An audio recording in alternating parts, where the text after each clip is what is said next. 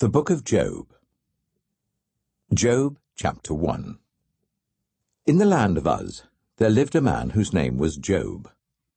This man was blameless and upright. He feared God and shunned evil. He had 7 sons and 3 daughters, and he owned 7,000 sheep, 3,000 camels, 500 yoke of oxen, and 500 donkeys, and had a large number of servants. He was the greatest man among all the people of the East. His sons used to hold feasts in their homes on their birthdays, and they would invite their 3 sisters to eat and drink with them. When a period of feasting had run its course, Job would make arrangements for them to be purified. Early in the morning he would sacrifice a burnt offering for each of them, thinking, "Perhaps my children have sinned and cursed God in their hearts." This was Job's regular custom. One day the angels came to present themselves before the Lord, and Satan also came with them. The Lord said to Satan, "Where have you come from?" Satan answered the Lord, "From roaming throughout the earth, going to and fro on it." Then the Lord said to Satan, "Have you considered my servant Job? There is no one on earth like him. He is blameless and upright, a man who fears God and shuns evil." "Does Job fear God for nothing?" Satan replied. "Have you not put a hedge around him and his household and everything he has? You have blessed the work of his hands, so that his flocks and herds are spread throughout the land. But now stretch out your hand and strike everything he has, and he will surely curse you to your face." The Lord said to Satan, "Very well then. Everything he has is in your power. But on the man himself do not lay a finger." Then Satan went out from the presence of the Lord. One day, when Job's sons and daughters were feasting and drinking wine at the eldest brother's house, a messenger came to Job and said, "The oxen were plowing and the donkeys were grazing nearby, and the Sabeans attacked and made off with them. They put the servants to the sword, and I am the only one who has escaped to tell you." While he was still speaking, another messenger came and said, "The fire of God fell from the heavens and burned up the sheep and the servants, and I am the only one who has escaped to tell you."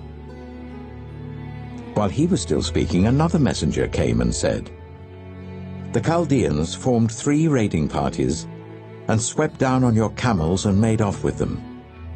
They put the servants to the sword, and I am the only one who has escaped to tell you." While he was still speaking, yet another messenger came and said, "Your sons and daughters were feasting and drinking wine at the eldest brother's house, when suddenly a mighty wind swept in from the desert and struck the 4 corners of the house. It collapsed on them, and they are dead. And I am the only one who has escaped to tell you." At this, Job got up and tore his robe and shaved his head. Then he fell to the ground in worship and said, "Naked I came from my mother's womb, and naked I shall depart. The Lord gave, and the Lord has taken away. May the name of the Lord be praised." In all this, Job did not sin by charging God with wrongdoing. Job chapter 2. On another day the angels came to present themselves before the Lord, and Satan also came with them to present himself before him. And the Lord said to Satan, "Where have you come from?" Satan answered the Lord, "From roaming throughout the earth, going to and fro on it." Then the Lord said to Satan, "Have you considered my servant Job? There is no one on earth like him. He is blameless and upright, a man who fears God and shuns evil. And he still maintains his integrity, though you incited me against him to ruin him without any reason." "Skin for skin," Satan replied. "A man will give all he has for his own life. But now stretch out your hand and strike his flesh and bones, and he will surely curse you to your face." The Lord said to Satan, "Very well then, he is in your hands. but you must spare his life." So Satan went out from the presence of the Lord and afflicted Job with painful sores from the soles of his feet to the crown of his head. Then Job took a piece of broken pottery and scraped himself with it as he sat among the ashes. His wife said to him, "Are you still maintaining your integrity? Curse God and die." He replied, "You are talking like a foolish woman. Shall we accept good from God and not trouble?" In all this, Job did not sin in what he said. When Job's 3 friends, Eliphaz the Temanite, Bildad the Shuhite, and Zophar the Naamathite, heard about all the troubles that had come upon him, they set out from their homes and met together by agreement to go and sympathize with him and comfort him. When they saw him from a distance, they could hardly recognize him. They began to weep aloud, and they tore their robes and sprinkled dust on their heads. Then they sat on the ground with him for 7 days and 7 nights. No one said a word to him, because they saw how great his suffering was. Job chapter 3. After this, Job opened his mouth and cursed the day of his birth. He said, "May the day of my birth perish, and the night that said a boy is conceived. That day, may it turn to darkness. May God above not care about it. May no light shine on it. May gloom and utter darkness claim it once more. May a cloud settle over it. May blackness overwhelm it. That night, may thick darkness seize it. May it not be included among the days of the year, nor be entered in any of the months. May that night be barren. May no shout of joy be heard in it. May those who curse days curse that day. Those who are ready to rouse Leviathan, may its morning stars become dark. May it wait for daylight in vain and not see the first rays of dawn. For it did not shut the doors of the womb on me, to hide trouble from my eyes. Why did I not perish at birth and die as I came from the womb? Why were there knees to receive me and breasts that I might be nursed? For now I would be lying down in peace. I would be asleep and at rest with kings and rulers of the earth who built for themselves places now lying in ruins, with princes who had gold, who filled their houses with silver. Or why was I not hidden away in the ground, like a stillborn child, like an infant who never saw the light of day? There the wicked cease from turmoil, and there the weary are at rest. Captives also enjoy their ease. They no longer hear the slave drivers shout. The small and the great are there, and the slaves are freed from their owners. Why is light given to those in misery, and life to the bitter of soul, to those who long for death that does not come, who search for it more than for hidden treasure, who are filled with gladness and rejoice when they reach the grave? Why is life given to a man whose way is hidden, whom God has hedged in? For sighing has become my daily food, my groans pour out like water. What I feared has come upon me. What I dreaded has happened to me. I have no peace, no quietness. I have no rest, but only turmoil. Job chapter 28. There is a mine for silver, and a place where gold is refined. Iron is taken from the earth, and copper is smelted from ore. Mortals put an end to the darkness. They search out the farthest recesses for ore in the blackest darkness. Far from human dwellings they cut a shaft in places untouched by human feet. Far from other people they dangle and sway. The earth from which food comes is transformed below as by fire. Lapis lazuli comes from its rocks, and its dust contains nuggets of gold. No bird of prey knows that hidden path. No falcon's eye has seen it. Proud beasts do not set foot on it, and no lion prowls there. People assault the flinty rock with their hands and lay bare the roots of the mountains. They tunnel through the rock. Their eyes see all its treasures. They search the sources of the rivers and bring hidden things to light. But where can wisdom be found? Where does understanding dwell? No mortal comprehends its worth. It cannot be found in the land of the living. The deep says, "It is not in me." The sea says, "It is not with me." It cannot be bought with the finest gold, nor can its price be weighed out in silver. It cannot be bought with the gold of Ophir, with precious onyx or lapis lazuli. Neither gold nor crystal can compare with it, nor can it be had for jewels of gold. Coral and jasper are not worthy of mention. The price of wisdom is beyond rubies. The topaz of Cush cannot compare with it. It cannot be bought with pure gold.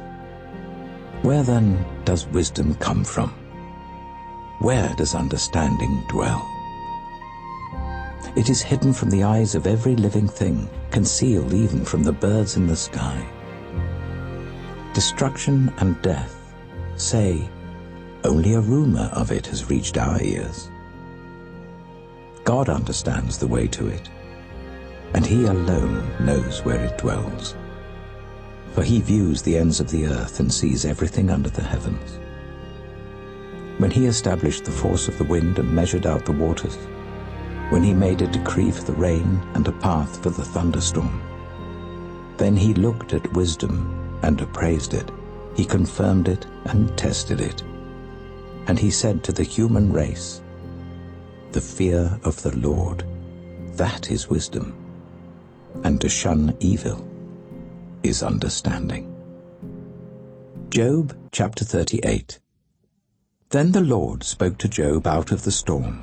He said, "Who is this that obscures my plans with words without knowledge? Brace yourself like a man. I will question you, and you shall answer me. Where were you when I laid the earth's foundation? Tell me if you understand. Who marked off its dimensions? Surely you know. Who stretched a measuring line across it? On what were its footings set? Or who laid its cornerstone, while the morning stars sang together and all the angels shouted for joy? Who shut up the sea behind doors when it burst forth from the womb? When I made the clouds its garment and wrapped it in thick darkness, when I fixed limits for it and set its doors and bars in place, when I said, "This far you may come and no farther. Here is where your proud waves halt." Have you ever given orders to the morning, or shown the dawn its place, that it might take the earth by the edges and shake the wicked out of it? The earth takes shape like clay under a seal. Its features stand out like those of a garment. The wicked are denied their light, and their upraised arm is broken. Have you journeyed to the springs of the sea, or walked in the recesses of the deep? Have the gates of death been shown to you? Have you seen the gates of the deepest darkness? Have you comprehended the vast expanses of the earth? Tell me if you know all this. Job chapter 40. The Lord said to Job, "Will the one who contends with the Almighty correct him? Let him who accuses God answer him." Then Job answered the Lord, "I am unworthy. How can I reply to you? I put my hand over my mouth. I spoke once, but I have no answer. Twice, but I will say no more." Then the Lord spoke to Job out of the storm. "Brace yourself like a man. I will question you, and you shall answer me. Would you discredit my justice? Would you condemn me to justify yourself? Do you have an arm like God's, and can your voice thunder like his? Then adorn yourself with glory and splendor, and clothe yourself in honor and majesty. Unleash the fury of your wrath. Look at all who are proud and bring them low. Look at all who are proud and humble them. Crush the wicked where they stand. Bury them all in the dust together. Shroud their faces in the grave. Then I myself will admit to you that your own right hand can save you. Look at Behemoth, which I made along with you, and which feeds on grass like an ox. What strength it has in its loins, what power in the muscles of its belly. Its tail sways like a cedar, the sinews of its thighs are close knit. Its bones are tubes of bronze, its limbs like rods of iron. It ranks first among the works of God, yet its maker can approach it with his sword. The hills bring it their produce, and all the wild animals play nearby. Under the lotus plant it lies, hidden among the reeds in the marsh. The lotuses conceal it in their shadow, the poplars by the streams surround it. A raging river does not alarm it. It is secure, though the Jordan should surge against its mouth. Can anyone capture it by the eyes, or trap it and pierce its nose? Job chapter 41. Can you pull in Leviathan with a fishhook, or tie down its tongue with a rope? Can you put a cord through its nose, or pierce its jaw with a hook? Will it keep begging you for mercy? Will it speak to you with gentle words? Will it make an agreement with you for you to take it as your slave for life? Can you make a pet of it like a bird, or put it on a leash for the young women in your house? Will traders barter for it? Will they divide it up among the merchants? Can you fill its hide with harpoons, or its head with fishing spears? If you lay a hand on it, you will remember the struggle and never do it again. Any hope of subduing it is false. The mere sight of it is overpowering. No one is fierce enough to rouse it. Who then is able to stand against me? Who has a claim against me that I must pay? Everything under heaven belongs to me. I will not fail to speak of Leviathan's limbs, its strength and its graceful form. Who can strip off its outer coat? Who can penetrate its double coat of armor? Who dares open the doors of its mouth, ringed about with its fearsome teeth? Its back has rows of shields tightly sealed together. Each is so close to the next that no air can pass between. They are joined fast to one another. They cling together and cannot be parted. Its snorting throws out flashes of light. Its eyes are like the rays of dawn. Flames stream from its mouth. Sparks of fire shoot out. Smoke pours from its nostrils as from a boiling pot over burning reeds. Its breath sets coals ablaze, and flames dart from its mouth. Strength resides in its neck. Dismay goes before it. The folds of its flesh are tightly joined. They are firm and immovable. Its chest is hard as rock, hard as a lower millstone.